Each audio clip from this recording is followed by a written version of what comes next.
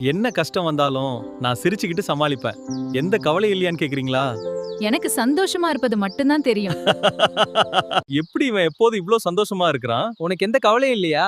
ஏன் எப்போதும் சிரிக்கிறாய்? எனக்கு கவலைகள் இருக்காதா? நிறைய இருக்கிறது. ஆனால் நான் ஒரு ரகசியத்தை உனக்கு எந்த கவலையும் இல்லையா? ஏன் எப்போதும் சிரிக்கிறாய்? எனக்கு கவலைகள் இருக்காதா? நிறைய இருக்கிறது. ஆ, ஆனால் நான் ஒரு ரகசியத்தை பயன்படுத்துகிறேன். இந்த பெட்டிக்குள் என் எல்லா கவலைகளையும் பூட்டி வைக்கிறேன். அதனால்தான் நான் சந்தோஷமா இருக்கேன். அப்படியா? நாமும் அப்படித்தான் செய்வோம். உங்கள் கவலைகளை இங்கு எழுதி இதில் பூட்டுங்கள். நன்றி.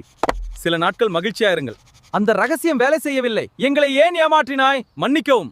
அப்போது பொன்னுசாமி மெதுவாக சிரித்தான். நான் கவலைகளை பெட்டிக்குள் பூட்டவில்லை. அதை ஏற்க கற்றுக்கொண்டேன். அதை தப்பிக்க முயலவில்லை. அதனால்தான் அது என்னை பாதிக்கவில்லை. இந்த பெட்டி ரகசியம் ஒரு பொய் தான். ஆனால் இதில் உண்மை என்னவென்றால் கவலைகளை மறைப்பதல்ல, ஏற்றுக்கொள்வதே உண்மையான சந்தோஷம். உண்மைதானே?